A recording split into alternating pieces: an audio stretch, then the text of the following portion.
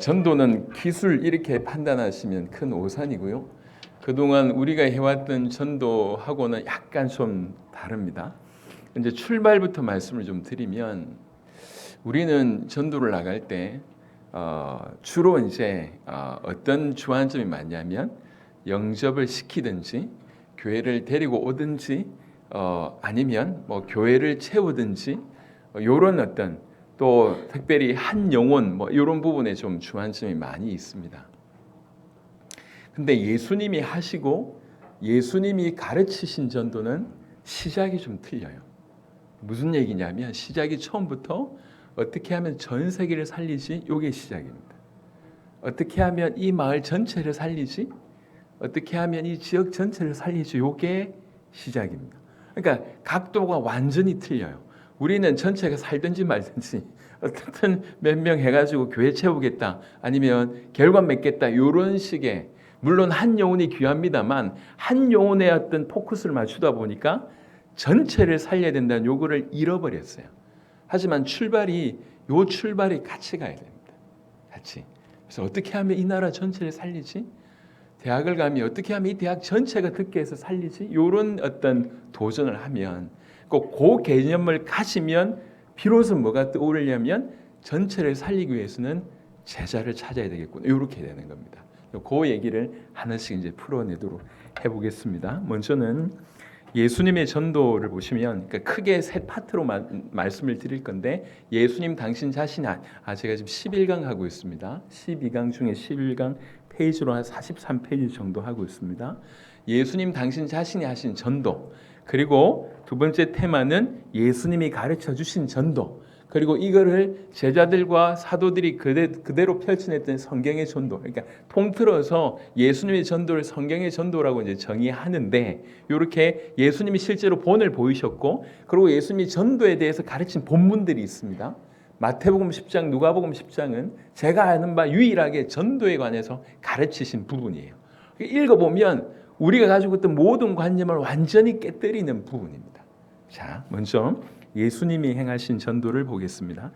예수님께서는 표면적으로 복음을 전하시고 그 다음에 제자를 찾고 부르시고 가르치시고 기적 치유 등으로 당신이 그리스도이심을 계시하시고 증언하신다라고 크게 이제 5가지로 말씀을 드렸는데요. 먼저는 우리 주님이 오신 이유가 복음 전하기 위해서이기 때문에 누구에게든지 복음 전파를 하셨습니다. 마태복음 4장 17절 이때부터 예수께서 비로소 전파에 이르시되 회개하라 천국이 가까이 왔느니라 하시더라.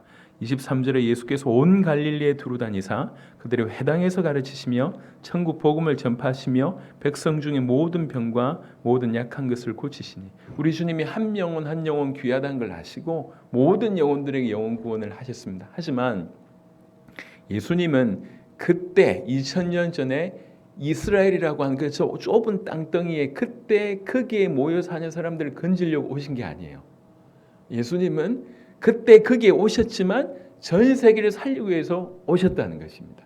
그래서 예수님께서는 당신이 살아계시 이 땅에 계시면서 사역하는 것도 중요하지만 약속대로 십자가 지시고 부활하시고 승천하신 이후에 전 세계를 살려내기 위해서 뭔가를 역할을 해야 될 요 사람들이 중요하다는 거죠. 그래서 예수님의 사역은 표면적으로는 무리 사역이지만 이면적으로 항상 제자 사역에 포커스가 맞춰져 있습니다. 그래서 복음 전파하시면서 제자들을 찾고 부르셨습니다. 마태복음 4장 18절에서 22절에 베드로와 안드레를 부르시고 야고보와 그의 형제 요한을 부르신 사건, 그리고 요한복음 1장 43절부터 51절에 나다나엘을 부르는 사건, 빌립을 통해서 전도되는 요 사건들이 그대로 이제 기록되어 있습니다. 이들을 찾고 부르셨고, 그 다음에 마태복음 9장 35절에 예수께서 모든 도시와 마을에 두루다니사 그들의 회당에서 가르치시며 천국 복음을 전파하시며 모든 병과 모든 약한 것을 고치시니라. 계속 가르쳤는데 이 가르침을 가장 많이 받은 사람은 제자입니다. 무리들에게 계속 가르쳤지만 항상 쫓아다니면서 그것을 가르침을 배웠던 최고의 수혜자는 제자입니다. 그리고 기적과 치유 등을 일으키셨는데요. 여러분, 예수님의 사역 중에 병을 낫게 하거나 기적을 일으킬 사건이 굉장히 많습니다. 하지만 분명한 것은 그거 하려고 오신 것이 아니라는 거죠. 그러니까 그 불쌍한 사람들이기 때문에 그들을 살리는 것도 당연히 하나님의 사랑이 부합하기 때문에 하셨지만 기적과 치유를 일으킨 근본 이유는 제자들을 위함입니다. 제자들에게 기적과 치유를 일으키신 당신이 누구이심을 계시해 주신 거죠. 계속 알려주신 것입니다. 그래서 사실은 기적과 치유를 받고 이렇게 이름이 남아있는 사람들은 거의 없습니다. 죽은 나사로 말고는 거의 이름이 없어요. 예. 그 사람들이 인생에 좋은 응답은 있었지만 사실은 그때 그 당시에 있었던 응답일 뿐입니다. 오히려 그 사건들을 통해서 이 제자들이 이분 정말로 메시아네라고 깨달았던 제자들을 통해서 세계복음만 이루어졌다는 것입니다. 그래서 예수님께서는 이제 누가복음 24장 이 부분 어떤 거냐면 제가 그런 생각을 하게 된 거죠. 제가 이제 표면적으로 여러분들한테 지금 메시지를 전하잖아요. 하지만 제가 우리 교육자들하고 대화하는 거, 저희 그 스태프들하고 대화하는 거, 저희 가족들하고 대화하는 거 여러분 잘 모르십니다. 그죠? 그러니까 오히려 요때의 모습보다 그때가 훨씬 더 많은 저라고 하는 사람들을 이해할 수 있는 장면이잖아요. 제가 궁금했던 게 뭐냐면 예수님이 제자들하고만 있을 때 뭘 가르쳤을까? 뭘 도와줬을까? 물론 제자들하고 있을 때 많은 기록들이 남아있지만 그 있었던 일들에 대해서 너무 빈약하다고 저는 여겨졌어요. 그 3년이라고 하는 공생애 동안에 제자들하고 늘 같이 대중집회 말고 늘 이렇게 같이 계실 때 그때 뭐 하셨을까? 그냥 밥만 드셨을까? 아닐 것 같은데 그때 따로 좀 깊이 뭔가 전해졌을 것 같은데 누가복음 24장 잠시 보겠습니다. 어떻게 보면 가장 핵심적인 사역이었지 않나 싶은데요. 누가복음 24장 44절 보겠습니다. 누가복음 24장 44절 45절 또 이르시되 내가 너희와 함께 있을 때에 너희에게 말한 바 곧 모세의 율법과 선지자의 글과 시편의 나를 가리켜 기록된 모든 것이 이루어져야 하리라 한 말이 이것이라 하시고 이에 그들의 마음을 열어 성경을 깨닫게 하시고 예수님 뭐라고 얘기했냐면 내가 너희하고 있을 때 항상 그랬잖아. 모세의 글, 모세의 율법과 선지자의 글 시편은 이게 다 구약 성경을 얘기하는 거잖아요. 이 성경을 통해서 나를 가리켜 기록된 이것들이 이루어져야 하리라고 내 평상시에 얘기하지 않았냐 이 얘기입니다. 이 말은 무슨 말이냐면 성경을 통해서 구약 성경을 통해서 당신에 대한 메시지를 계속 교육시키셨다라고 이해할 수 있습니다. 그럴 수 있는 게 예를 들면 사도행전에 보면 죄송합니다. 베드로가 그렇게 배움이 대단치 않잖아요. 근데 사도행전 2장에 딱 들었으면 베드로가 거침없이 성경을 인용하면서 그것도 예를 들면 12제자 중에 한 명을 뽑아야 된다고 얘기할 때 어떻게 보면 저 구석에 있는 성경 구절을 딱 빼가지고 이대로 해야 된다고 하면서 제자를 이렇게 더 충원하잖아요. 이런 장면 사도행전 4장 같은 장면에 보면 베드로가 무식한 게 아닌데라고 여겨질 정도로 너무나 정확하게 성경을 딱 그러니까 물론 성령께서 알게 하셨다 그 말도 맞는데 가장 합리적인 부분들은 예수님에게서 배웠다 이게 맞는 것 같습니다. 그러니까 예수님에게서 성경을 통해서 예수님 당신을 얘기하는 그 모든 것들을 기록한 그 모든 것들을 가르쳐 주시면서 이것이 이루어져야 한다라고 평상시에 말씀을 전했다는 겁니다. 성경을 마음을 열어서 성경을 깨닫게 하셨다는 거죠. 이게 평상시에 있었던 일입니다. 연결해서 보시면요. 제가 조금 더 설명을 해보겠습니다. 누가복음 24장 25절부터는 누가 나오냐면 엠마오 마을로 가는 그 두 제자의 얘기가 나옵니다. 보시면 25절에 이르시되 미련하고 선지자들이 말한 모든 것을 마음에 더디 믿는 자들이여 그리스도가 이런 고난을 받고 자기의 영광에 들어가야 할 것이 아니냐 하시고 이에 모세와 모든 선지자의 글로 시작하여 모든 성경에 쓴 바 자기에 관한 것을 자세히 설명하시니라라고 얘기합니다. 그 두 명한테 예수님 나타나셔가지고 성경을 풀어주십니다. 32절에 보면 그들이 서로 말하되 길에서 우리에게 말씀하시고 우리에게 성경을 풀어주실 때 예수님이 성경을 풀어주셨습니다. 성경을 풀어주셨는데 엠마오 마을로 가는 그 두 제자에게는 굳이 얘기하자면 1일 세미나 하신 거예요. 하루 만에 쭉 풀어냈다고 하면 이 제자들에게는 1일 세미나가 아니라 오랫동안 3년간 길게 성경을 통해서 풀어주신 겁니다. 이런 일이 사실 최고의 제자 교육이었지 않나 생각을 하는 거죠. 그래서 기적이나 치유나 이런 것들을 통해서 또 대중적인 집회를 통한 가르침을 통해서 또 무엇보다도 이렇게 제자 교육을 통해서 성경을 통해서 예수님이 그리스도이심을 계속 이렇게 증언하신 겁니다. 그래서 표면적으로 볼 때는 겉으로는 그냥 모든 이에게 복음을 전파하는 것 같지만 사실 이면적으로는 제자를 찾아서 그 제자를 세우는 그런 일들을 행하셨다. 이렇게 정리할 수가 있습니다. 이게 예수님이 행하신 전도입니다. 요거를 이제 예수님께서 당신이 전도하셨을 뿐만 아니라 가르쳐 주셨는데요. 마태복음 10장 한번 보겠습니다. 이건 좀 깊이 보시면 좋겠습니다.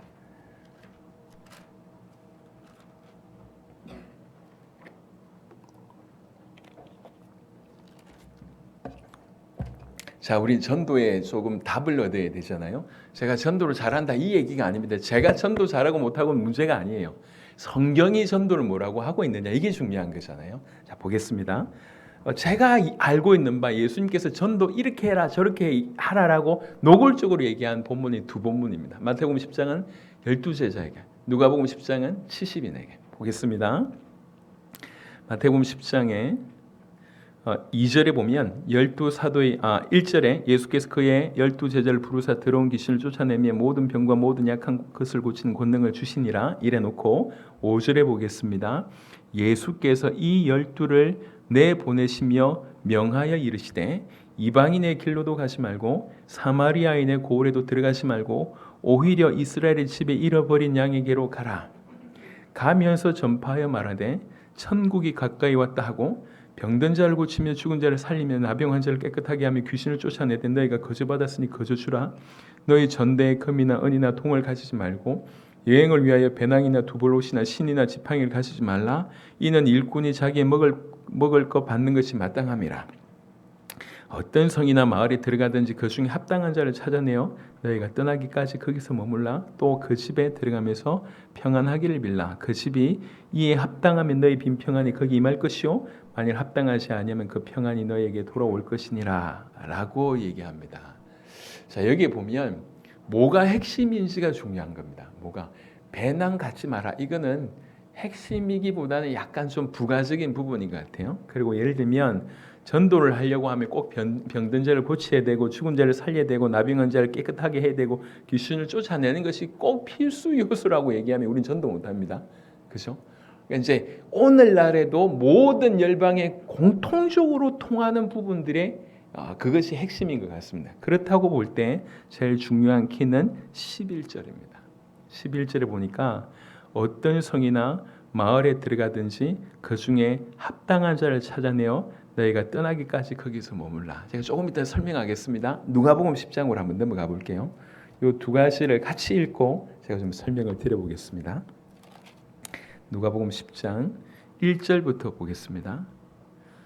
누가복음 10장 1절부터 그 후에 주께서 따로 70인을 세워서 친히 가시려는 각 동네와 각 지역으로 둘씩 앞서 보내시며 이르시되 추수할 것은 많되 일꾼이 적으니 그러므로 추수하는 주인에게 청하여 추수할 일꾼들을 보내주소서 하라. 갈지어다 내가 너희를 보냄이 어린 양을 이리 가운데로 보냄과 같도다. 전대나 배낭이나 신발을 가지지 말며 길에서 아무에게도 문안하지 말며 어느 집에 들어가든지 먼저 말하되 이 집이 평안할지어다 하라. 만일 평안을 받을 사람이 거기 있으면 너희의 평안이 그에게 머물 것이요 그렇지 않으면 너희에게 돌아오리라. 그 집에 유하며 주는 것을 먹고 마시라. 일꾼이 그 싹을 받는 것이 마땅하니라. 이 집에서 저 집으로 옮기지 말라라고 말씀을 하셨습니다. 한편으로는 합당한 자를 찾아라. 여기는 뭐라고 얘기하냐면 평안을 받을 사람이 있다. 이렇게 얘기를 하셨어요. 네, 설명을 해보겠습니다. 이 두 가지를 묶어서 설명해 보면 둘씩을 내보냅니다. 한 마을에 가는데 이 두에게 뭐라고 얘기했냐면 영접기도 시켜라 하지 않았습니다. 교회 등사 오라 그 얘기 하지 않았습니다. 그리고 가서 뭐 어떤 단체 만들어라 그 얘기 하지 않았습니다. 두씩 보낸 이유는 그 마을 전체를 살리기 위함이라고 전제할 수 있습니다. 예. 그 마을 전체를 살리기 위함인데 뭐가 있냐면 그 안에 합당한 자가 있고 평안을 받을 자가 있다는 거죠. 자, 이게 무슨 얘기냐? 설명을 이렇게 해보겠습니다.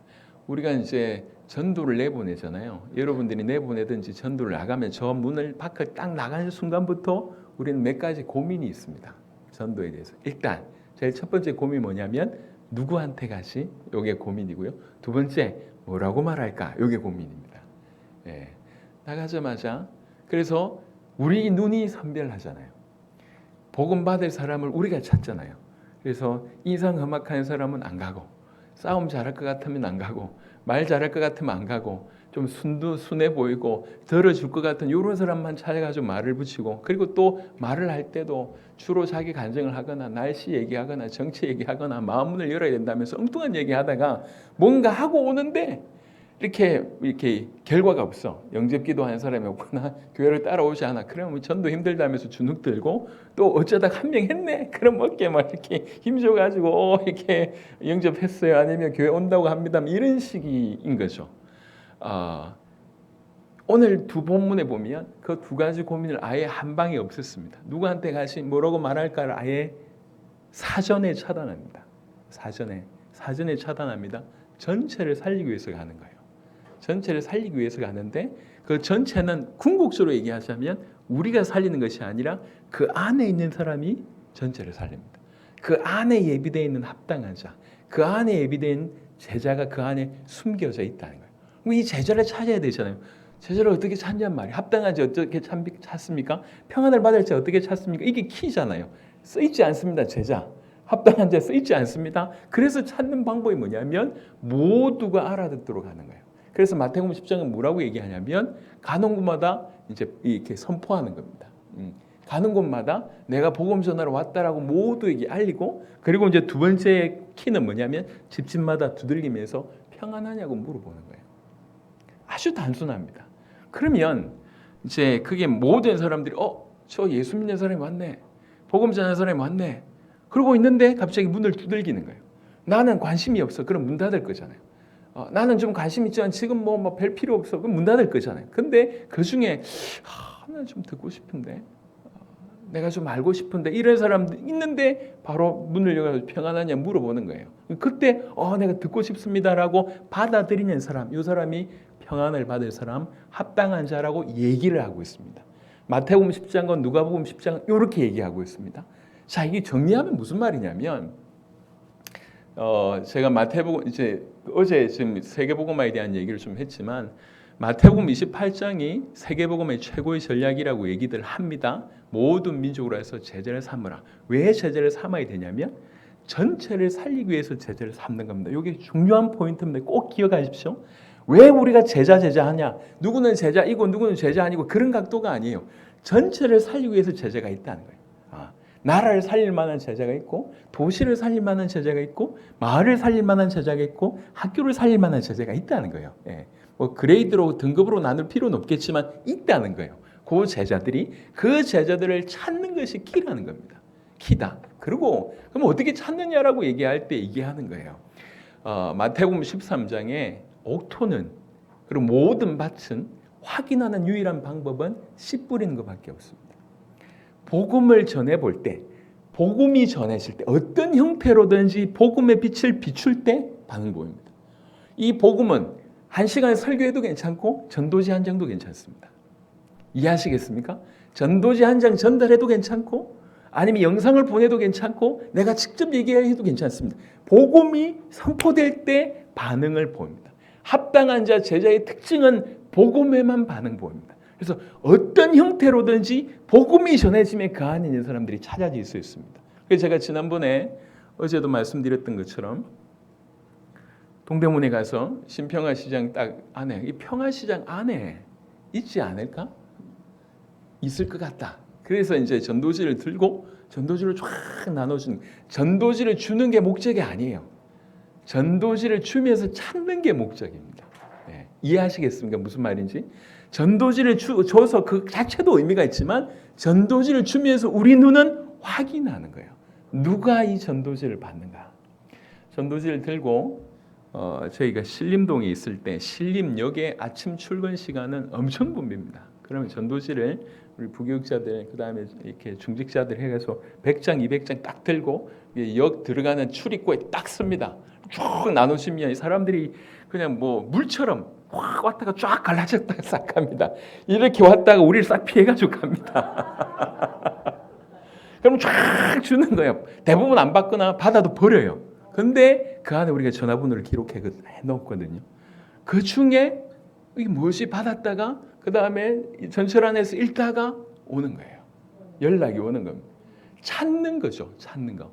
이게 없는 게 아니라 보물 찾기 하는 것처럼 찾는 겁니다. 분명히 있다. 분명히 있다. 근데 우리는 뭘 못하고 있냐면 찾을 생각을 안 합니다. 찾을 생각을 하기보다는 만들려고 해요. 이게 조금 어려운 얘기인데요. 씨 뿌리는 비유가 4가지 있잖아요. 그 중에 길가, 돌짝, 이제 이렇게 가시떨기 있지 않습니까? 길가를 개간하면 옥토가 된다고 생각하는 거예요. 그 돌짝을 깨면 된다고 생각하는 거예요.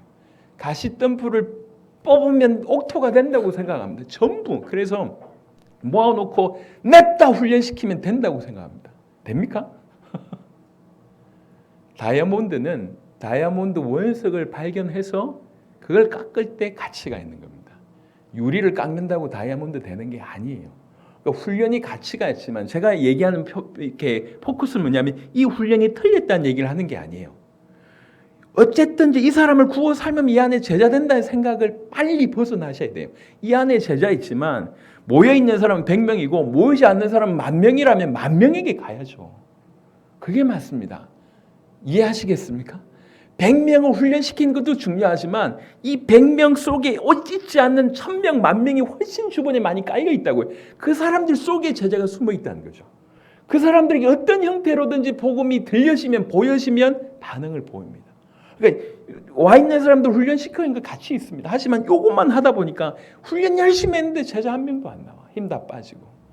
뭔가 투자를 많이 했는데 결과가 하나도 안 나와요. 그러니까 그게 뭐냐면 돌짝 깨고 가시떨기 뽑고 길가 개간하고 있는 거예요. 생각이 틀린 생각입니다. 성경은 마태복음 10장, 누가복음 10장 여러분 잘 묵상해 보세요. 전도를 이렇게 가르쳐 주셨어요. 가서 설득해라, 꼬시라, 어떻든 뭐 이렇게 해가지고 변화시켜라 이런 각도가 아니었어요. 하나님께서 숨겨두신 합당한 자가 있습니다. 평안을 받을 사람이 있습니다. 그냥 두들기면서 내가 아까 복음 전한 거 내 봤지? 평안해? 물어보는 거예요. 안녕? 이렇게 물어보는 거예요. 그러면 이 사람이 이 사람 복음 전하러 왔네. 지금은 한국에도 좀 병원이 코로나 이후에 힘든데요. 이전에는 이런 거였습니다. 병원에 가면 병실에 딱 가서 제가 목사입니다. 기도해 드리러 왔습니다. 라고 딱 선포하면 그 병실에 있는 6명의 반응이 확연히 차이가 납니다. 대부분 고개를 돌리고 어떤 사람은 눈빛을 마주칩니다. 눈빛 마주치는 사람, 원하는 사람. 그 사람한테 가서 기도해 주는 거예요. 이해되십니까? 표시만 내면 어떤 회사에 신방을 합니다. 신방을 딱 가서 나는 목사입니다 하는 순간에 확 갈려요.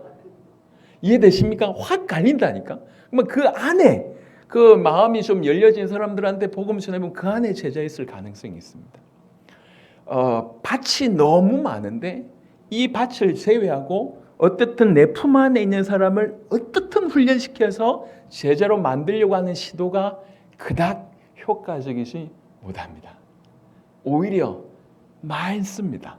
예.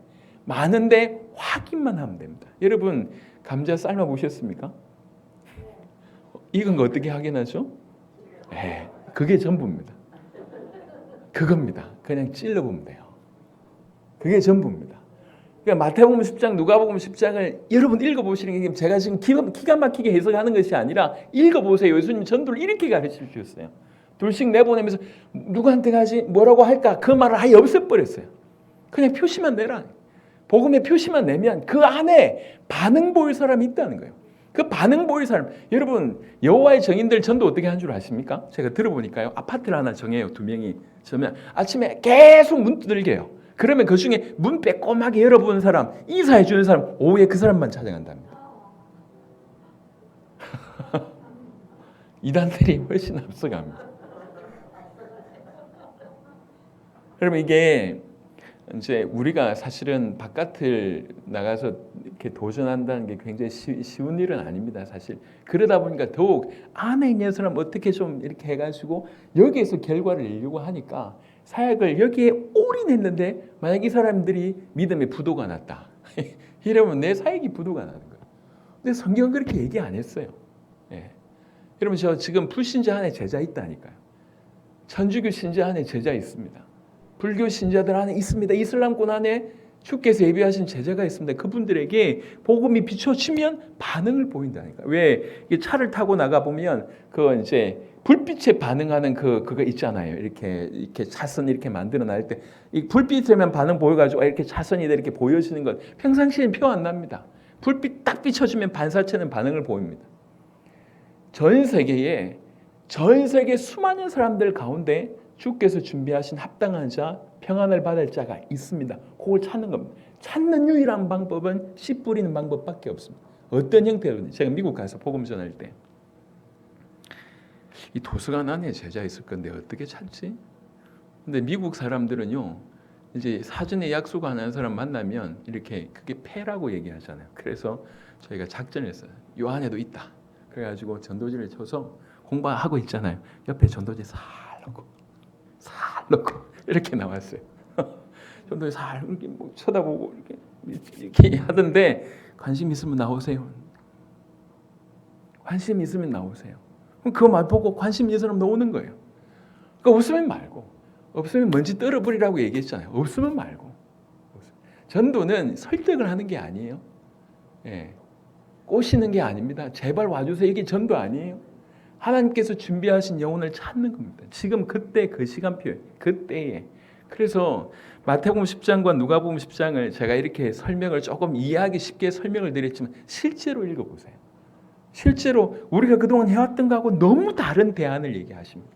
누구한테 가지 뭐라고 얘기할 걸 아예 없애버렸어요. 예.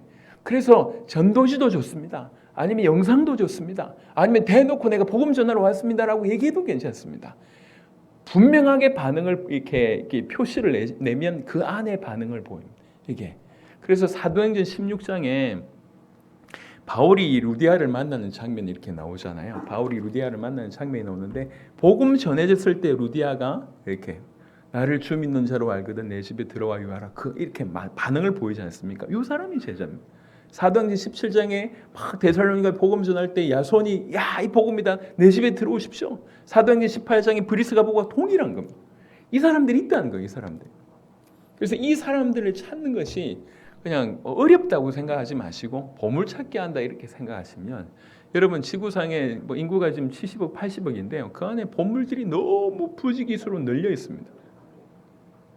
예, 보물찾기 한다. 이건 감자 확인한다 생각하세요. 예. 그래서 여러분 대다수가 안 좋은 반응을 보인다 상관없습니다. 원래 그래요. 세상이 그렇다니까. 복음을 반기지 않습니다. 예.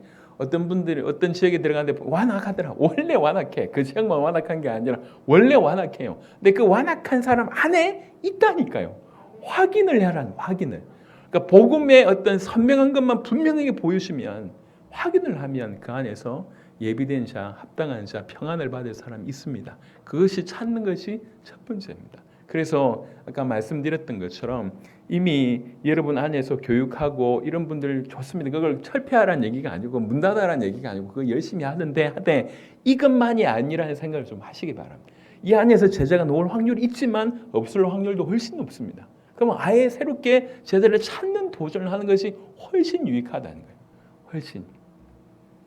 제가 지금도 기억이 나는데 저희가 신림동에 있을 때 어떤 한 분이 아침마다 나와서 인사를 하는 거예요. 크게 도로에서 안녕하세요. 나는 뭐 정치인인 줄 알았어요. 정치인이 아니야. 계속 안녕하세요.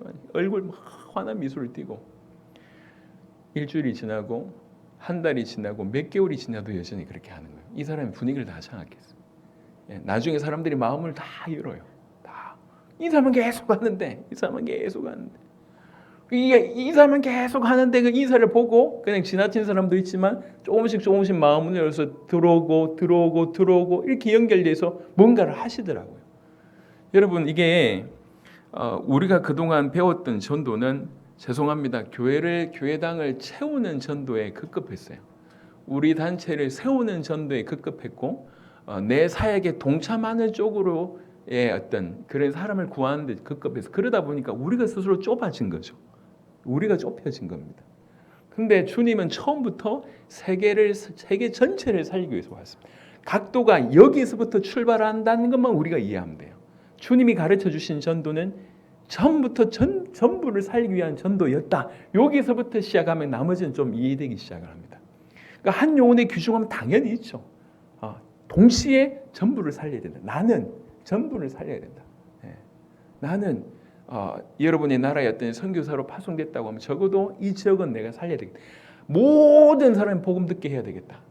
그러면 그 안에 예비된 자가 나옵니다. 여러분 지금 전화번호 안에 이제 연락처 안에 전화번호 있을 거 아닙니까? 거기에는 신자 불신자 다 있겠죠. 한 번이라도 이 사람들한테 복음을 전해보는 시도를 해보세요. 이 안에 있습니다. 근데 직접 만나서 대화를 못 하거나 이게 부담이 된다고 하면 녹화를 하거나 아니면 이제 글을 보내거나 아니면 꼭 읽고 꼭 들을 수 있는 그런 말을 내 인생을 변화시킨 메시지다. 꼭 한번 들어봤으면 좋겠다. 전체 메일 이런 거 보내지 말고 중심에 있는 부분을 해서 꼭 볼 수 있도록 꼭 들을 수 있도록 한번 확인해 보세요. 그 안에 있습니다. 그 안에. 그래서 첫 번째 원리는 합당한 자를 찾습니다. 똑같은 겁니다. 합당한 자, 평안을 받을 사람, 예비된 자, 옥토, 제자 똑같은 의미로 받아들이시면 좋겠습니다. 이게 첫 번째입니다. 그러면 두 번째는 찾았으면요.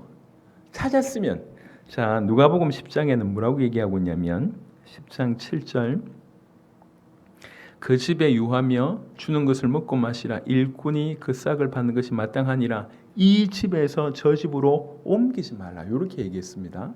제가 지금 누가복음 10장 7절을 읽었습니다. 마태복음도 읽겠습니다. 마태복음 10장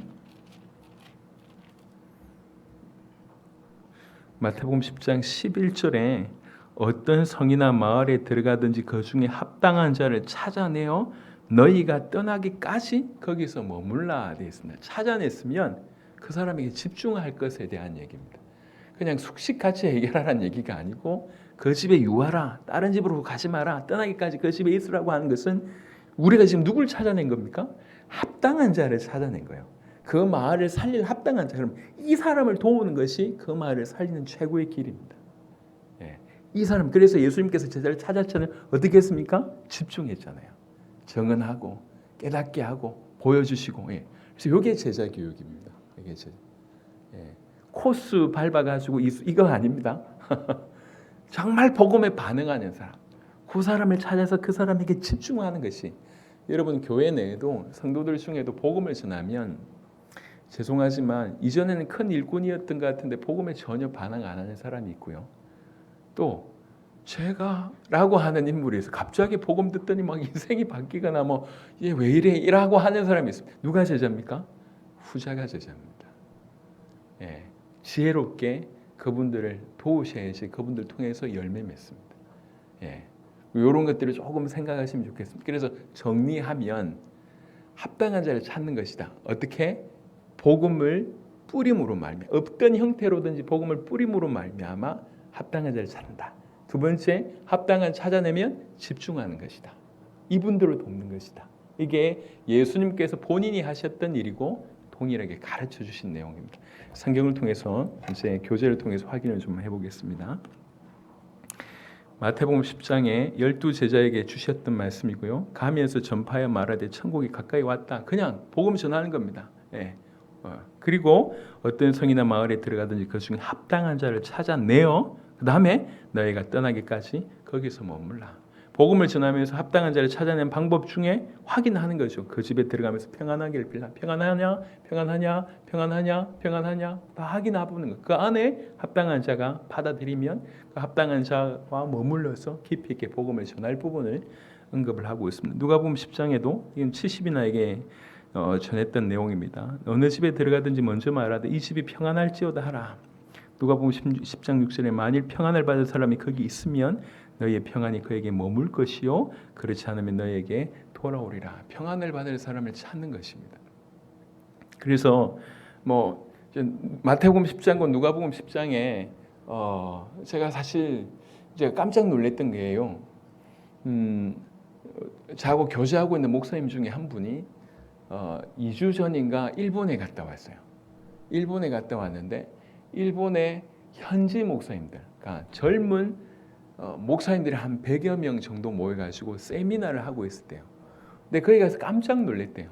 그분들이 요구하고 있는 거예요. 합당한 자를 찾는 거. 20년간 해왔대요. 그래서 그 사례를 발표하는 거예요.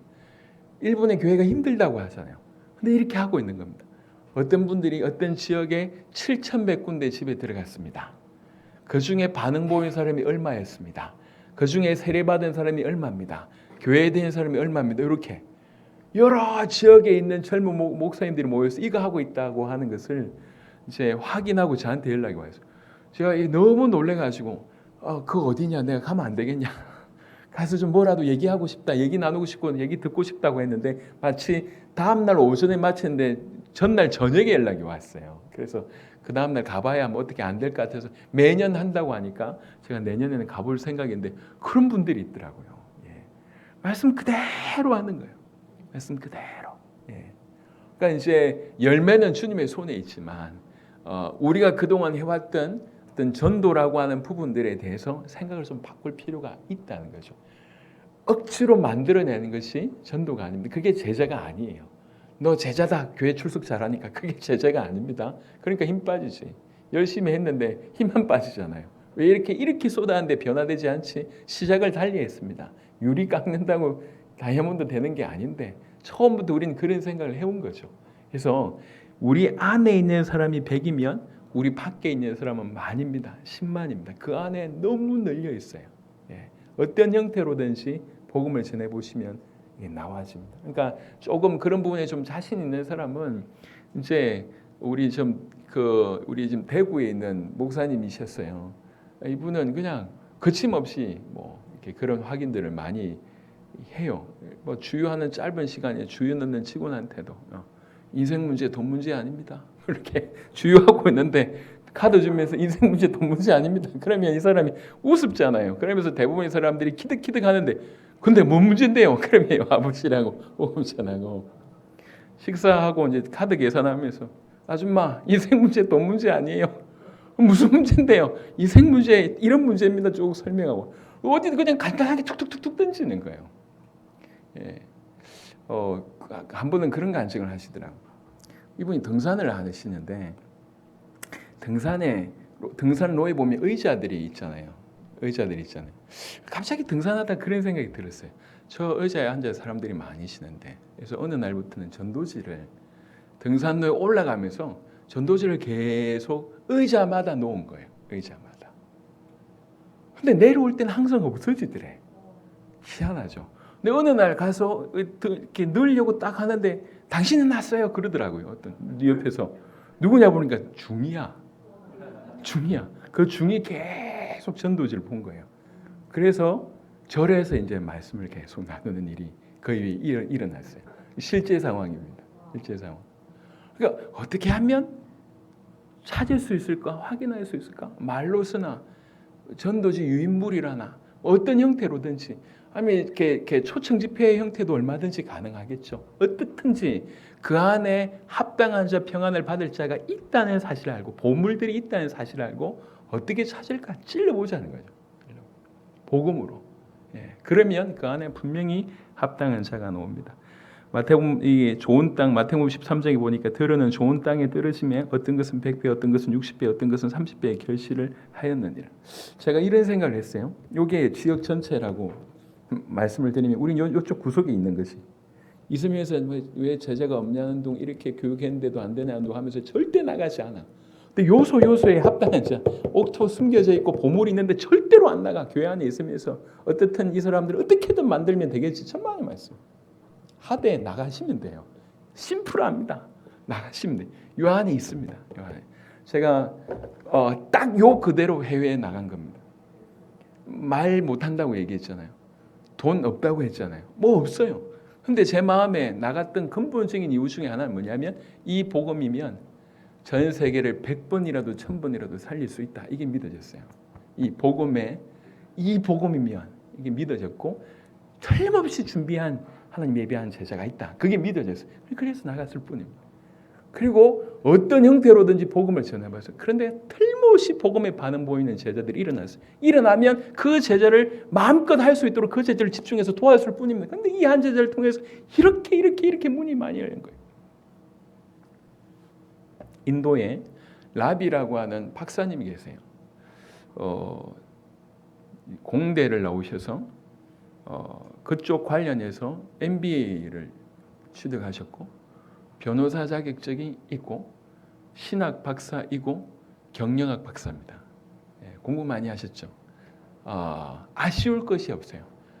청소년 시기부터 청소년 선교단체에 가입을 해서 오랫동안 사역을 하셨던 분입니다. 그런 분이 어느 순간부터 그런 생각이 들었대요. 도대체 바울은 어떻게 저렇게 살았지? 저렇게 목숨 걸고 살았던 이유가 뭐지?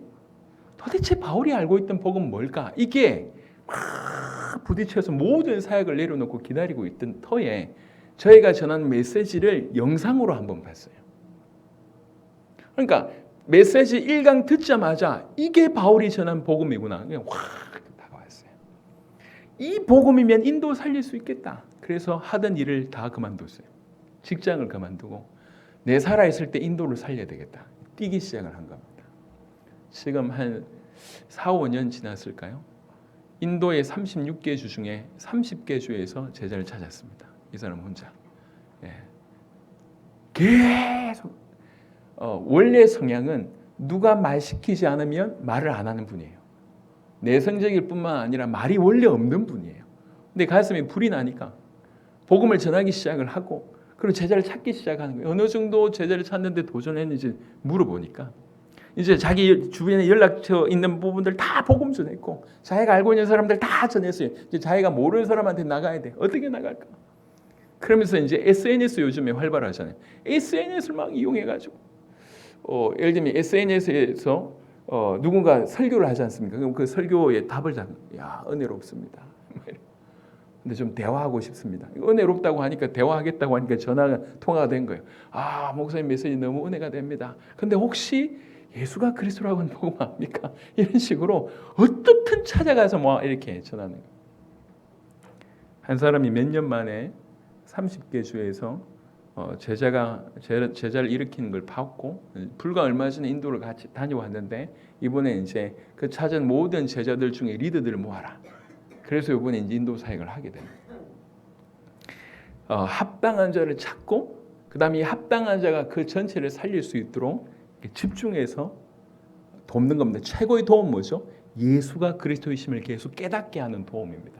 누가복음 24장처럼 성경을 통해서 계속 복음을 풀어주는 것이 최고의 도움이라고 얘기할 수가 있겠습니다. 자, 이 합당한 자가 어떤 비유로 들 수 있냐면 겨자씨 한 알 또는 누룩 같다라고 얘기합니다. 작은 겨자씨지만 커서는 공중의 새들이 깃들 수 있을 정도로 크고 적은 누룩이지만 전부를 부풀게 한다. 이게 이렇게 하나님 나라의 비유이지만 제자의 비유와도 맞닿아 있다 이렇게 생각을 할 수 있습니다. 마태복음 13장 44절에 천국은 마치 밭에 감추인 보화와 같으니 사람이 이를 발견한 후 숨겨두고 기뻐하며 돌아가서 자기의 소유를 다 팔아 그 밭을 사느니라. 천국의 비유입니다. 하지만 제자의 비유라고 해도 과언이 아니에요. 제자가 이와 같은 가치 있습니다.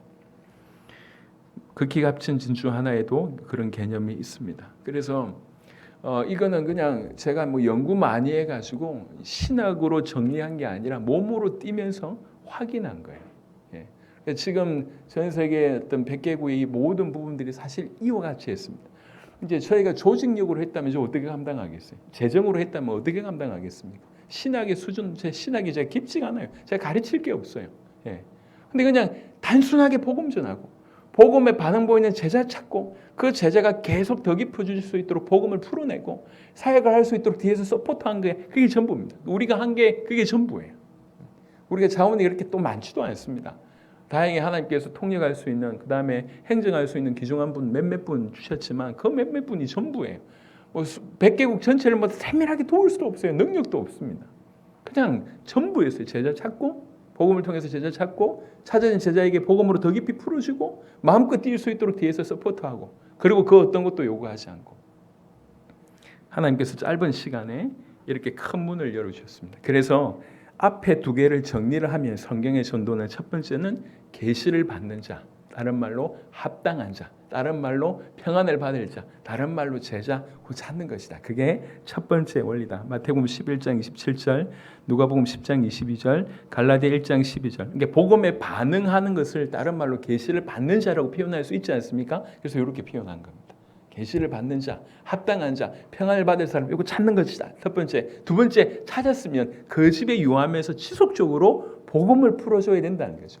예수가 그리스도라고 하는 것을 증언하는 것이 아까 누가복음 24장에 45절부터 47절, 25절부터 27절에 있었던 것처럼 예수님이 제자에게 하셨던 것처럼 우리 또한 그들에게 성경을 통해서 복음을 풀어주는 것.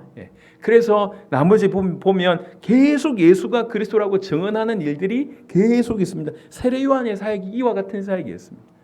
예수가 그리스도라고 하는 증언하는 사역이었고, 사마리아 여인 또한 요한복음 4장 39절에 여자의 말이 내가 행한 모든 것을 그가 내게 말하였다 증언함으로 그 동네 중에 많은 사마리아인이 예수를 믿는지라. 계속 예수가 그리스도라고 증언하는 일들이 이들의 사역이었습니다. 사도 요한의 사역이 마찬가지고, 사도들의 사역이 마찬가지고, 바울의 사역이 마찬가지고, 아볼로의 사역이 마찬가지고, 이렇게 많은 성경 구절을 제가 일부러 이렇게 정리한 것은 이게 실제다라고 하는 것을 보여드리기 위해서 정리를 한 겁니다. 무엇보다도 성경 자체가 너희가 성경에서 영생을 얻는 줄 생각하고 성경을 연구하거니와 이 성경이 곧 내게 대하여 증언하는 것이니라. 성경 자체가 그리스도를 증언합니다. 그래서 성경을 통해서 그리스도를 계속 풀어주는 것이 제자가 제자 되게 하는 최고의 사역입니다. 계시록 22장 16절 나 예수는 교회들을 위하여 내 사자를 보내어 이것들 너에게 증언하게 하였노라. 나는 다윗의 뿌리요 자손이니 곧 광명한 새벽별이라 하시더라. 교회들을 위해서 내 사자들을 보내서 그 사자들이 하는 일이 또한 이런 것입니다. 자, 이게 정리를 좀 해보겠습니다. 여러분의 현장이 다양할 것입니다. 어떤 지역의 현장일 수 있고, 아니면 어떤 권역일 수 있고, 아니면 어떤 특별한 문화, 아니면 어떤 특별한 부류의 사람일 수 있습니다. 그러니까 전도 방법은 얼마든지 다 응용할 수가 있어요. 얼마든지 응용하시면 이슬비 뭐 하셔도 되고, 뭐 진돗개 하셔도 되고요, 뭐 이렇게 라이터 전도 하셔도 되고 다 괜찮습니다. 어떤 것도 괜찮습니다. 복음을 통해서 복음의 씨앗을 뿌려 보시면, 할 수 있으면 많은 이들에게 뿌려 보시면 그 안에 그 지역을 살릴 수 있는 합당한 자를 찾을 수 있습니다. 우리가 못한 거는 전도 어렵다. 어렵다는 건 뭡니까? 결과가 없어서 어렵다고 얘기하는 겁니다. 그러니까 이제 제가 정말 제가 인생 통으로 보물찾기에서 찾아본 기억이 거의 없습니다. 어떻게 그렇게 제 눈에는 안 보이는지. 그런데 이렇게 이 본당 안에 보물이 100개 이렇게 있다고 할 때 저는 겨우 여기 가보고 이거 없네 이러면서 그만두는 그런 유형이었어요. 제가. 여러분 어떨지 모르겠지만, 근데 우리가 사역도 그렇게 하고 있다. 조금 해보니까 안 되네, 힘드네, 사람이 완악하네. 아닙니다. 널려 있습니다. 여기 널려. 그래서 선교시나 여러분의 사역 현장에서 저는 사실 세계 현장에서 이걸 옮겨봤었고, 저희 교회에서도 사실은 많은 도전들이 좀 필요한 부분이지만 세계 현장에서 그대로 풀어냈을 때 되어진 것을 봤기 때문에 여러분의 현장에서도 얼마든지 가능하리라고 제가 확신하는 것입니다. 이거는 우리가 잘했기 때문에가 아니라 그냥 바르게만 하면, 성경이 시키는 대로 전도하면 그런 일이 벌어진다고 보여집니다. 분명한 것은 하나님이 세계복음 하실 것이고, 세계복음 하시기 위해서 주께서 당신의 제자들을 준비해 두셨습니다. 요소 있습니다. 그분들에게 복음을 통해서 씨를 뿌려보면 반응을 보게 되고, 그렇게 찾아진 분들에게 집중하게 됐을 때 문들이 열립니다. 여러분들이 다양한 현장에서 이거 어떻게 해야 되나 기도하시면 돼요. 도전하시면 됩니다. 하지만 무슨 원리, 어떤 포커스인지만 알면 헷갈리진 않을 거거든요. 조금 하다가 말고 그런 수준은 아닐 겁니다. 방법은 얼마든지 다양할 수 있습니다. 얼마든지 다양하게 적용하십시오. 하지만 많은 사람들에게 씨를 뿌려봤을 때 그 안에 합당한 자를 찾을 수 있다. 꼭 기억하십시오. 몇 명 붙잡고 여기에서만 결과를 도출하려고 하는 것이 가장 어리석은 모습이었다. 나가지 않고 이기만. 그 중에 다행히 제자가 있으면 열매 맺을 건데, 그렇지 않을 때는 모든 인생을 오롯이 여기 투자했는데 나중에 보니까 아무것도 아니야. 사역을 하고 나서도 남는 것이 없는 일이 벌어질 수 있으니 성경대로 하시길 바랍니다. 성경대로 씨를 뿌려서 합당한 자를 찾으세요. 그리고 그분들에게 집중하세요. 그럼 그분이 그 지역과 그 나라를 살려냅니다. 그래서 우리나라에 서울대학만 보내는 과외 선생님이 있었습니다. 굉장히 유명합니다. 그래서 줄을 막 서는 거예요. 그래서 그 사람한테 비결을 물어봤대요. 도대체 어떻게 이렇게 서울대만 보내냐라고 얘기했을 때 이 사람이 기가 막힌 답을 했습니다. 될 놈만 뽑는다. 테스트 해보고 될 놈만 뽑는다는 거예요. 그러니까 너무 기가 막히지 않습니까? 실제로 있습니다. 실제로. 그래서 우리가 어떻든 우리는 뚫어내야 될 최전방에 서 있는 분들이 이 자리에 대부분이시니까요. 이제 성경대로 도전해 보시기 바랍니다. 이 시간 이후에 마태복음 10장, 누가복음 10장을 여러분이 스스로 정말이구나 이렇게 믿으시면 여러분이 할 수 있는 도전을 해보시기 바랍니다. 전도지를 사용하셔도 괜찮고 예수 천당 불신지옥으로 계셔도 괜찮고 마을 입구에서 계속 인사해도 괜찮습니다. 아니면 이렇게 걸어놓고 저 사람 예수에 미친 사람이구나. 그런데 와서 안녕하세요 했는데 눈 돌리고 다 피하면 할 수 없고, 근데 눈 똑바르게 뜨고 다가오는데 여러분들이 맞아주시면 그 사람 준비된 사람일 수 있습니다. 얼마든지.